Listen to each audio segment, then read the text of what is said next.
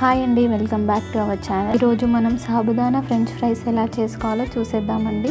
ఒక బౌల్లోకి నానబెట్టిన సగ్గుబియ్యాన్ని తీసుకోవాలండి. ఆలుని మ్యాష్ చేసి తీసుకోవాలండి. ఇప్పుడు సన్నగా తరిగి పెట్టుకున్న పచ్చిమిర్చి వేసుకోవాలి. 1 tablespoon red chilli powder, 1 tablespoon salt, 1 tablespoon ధనియా పౌడర్ వేసుకోవాలి, 1 టేబుల్ స్పూన్ జీలకర్ర వేసుకోవాలి.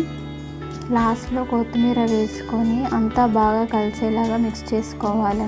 మిక్స్ చేసుకున్నాక కొంచెం పిండిని తీసుకొని చిన్న చిన్న రోల్స్ లాగా చేసుకోవాలండి. ఇప్పుడు స్టవ్ ఆన్ చేసి డీప్ ఫ్రైకి సరిపడా ఆయిల్ పోసి ఈ రోల్స్ని ఒక్కొక్కటిగా వేసుకోవాలండి. క్రిస్పీగా రావాలంటే కొంచెం బియ్య పిండి మిక్స్ చేసుకునేటప్పుడు యాడ్ చేసుకోండి. మీడియం ఫ్లేమ్లోనే 5 to 10 minutes ఫ్రై చేసుకోవాలండి.